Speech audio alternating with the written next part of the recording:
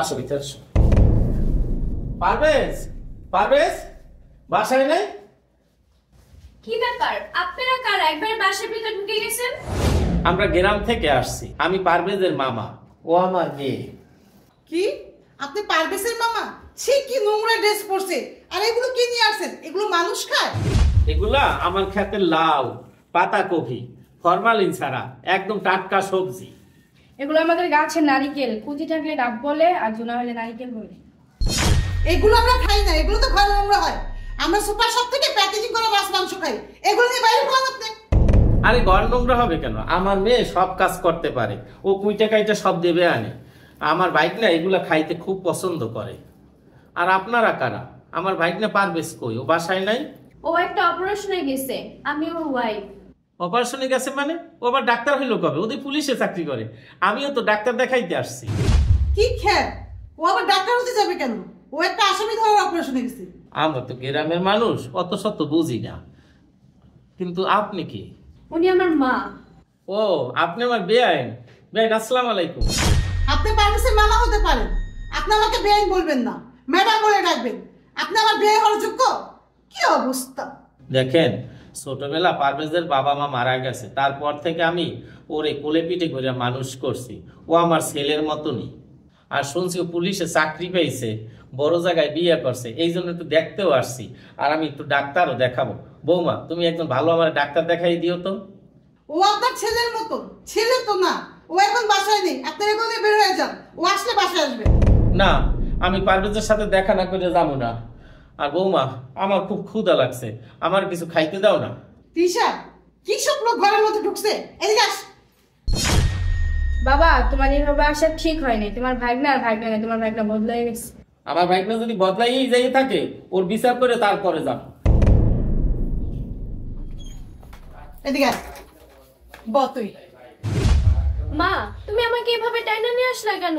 উনি যদি সত্যি পারভেজের মামা হয়, ওনার খাতির যত্ন করি নাই, পারভেজ শুনে তো রাগ করবে। তুই আসলে একটা বোকা। শোনস নাই কি বলছে? ডাক্তার দেখাইতে আইছি। দেখছ না, খালি হাতে আয়া পড়ছে। মা, তুমি এগুলো কি বলতেছো? ওনারা তো কত কিছু নিয়ে আসছে।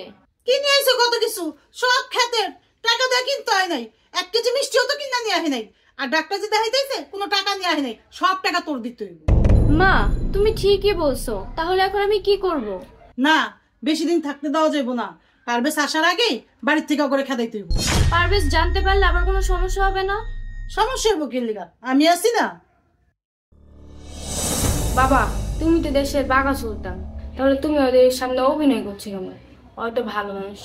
আমি তো ছদ্মবেশে ওদের পরীক্ষা করতে আসছি, বাইক নিয়ে একা একা বিয়ে করে কোনো ভুল করছে কিনা। যদি ভুল কইরা থাকে, ওর কঠিন শাস্তি হবে।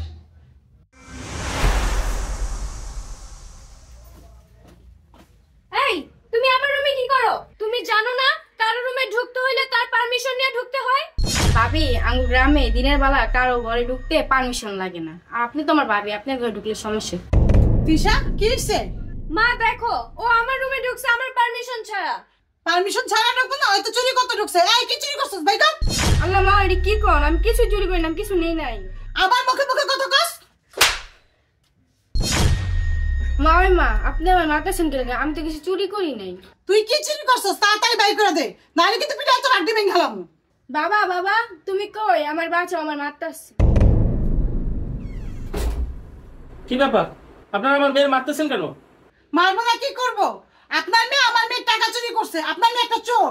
চোর ছাড়ছর আমাদের বাড়িতে থাকতে পারবো না। অক্ষণ আপনার মেয়ের ঘর থেকে বাইরান। আমার মেয়ে চুরি করতে পারে না। কত টাকা চুরি করছে? বলেন বলেন, কত টাকা চুরি করছে? 30,000 টাকা। মাত্র 30,000 টাকা চুরি করছে? এই নেন টাকা। ও, পুরা ভান্ডিলটাই চুরি করছেন? আর এই নাও তোমারও 1 লাখ টাকা। আপনারা আমাদের চোরের অপবাদ দিয়ে বের করতে চেয়েছিলেন, আমরা ঠিকই চলে যাচ্ছি। এজন্য পারভেজের কঠিন বিচার হবে। চল মায়।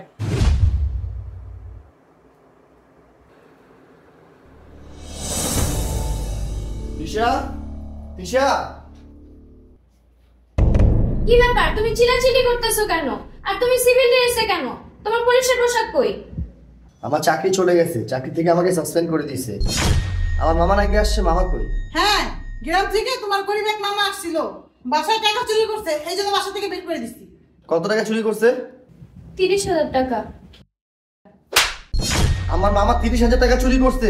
আমার মামা কোটি কোটি টাকার মালিক, তার যে কত সম্পত্তি আছে সে নিজেও জানে না। এই জন্য কি তুমি আমার মায়ের গায়ে হাত তুলবা? থামেন, আপনি আর কোনো কথা বলবেন না, তাহলে আপনাকে আমি হাত তুলতে বাধ্য হব। আপনি আমার মামা সম্পর্কে কি জানেন? মন্ত্রী মিনিস্টার আমার মামা বাড়িতে যা বসে থাকে, পুলিশ কমিশনার আমার মামার বন্ধু। আমাকে এই চাকরিটা আমার মামাই দিচ্ছে। এখন আমি বুঝতে পারছি আমার চাকরিটা কেন গেছে। আর আমার সেই মামা তোমাদের 30,000 টাকা চুরি করছে। আমার মামা কখনো অন্যের সাথে আপোষ করে না। আমার মামা আমাকে কখনো মাফ করবে না, কিন্তু আমিও তোমাকে কখনো মাফ করবো না। বেরো আমার বাসা থেকে, তোকে আমি ডিভোর্স লেটার পাঠিয়ে দিব। বেরো।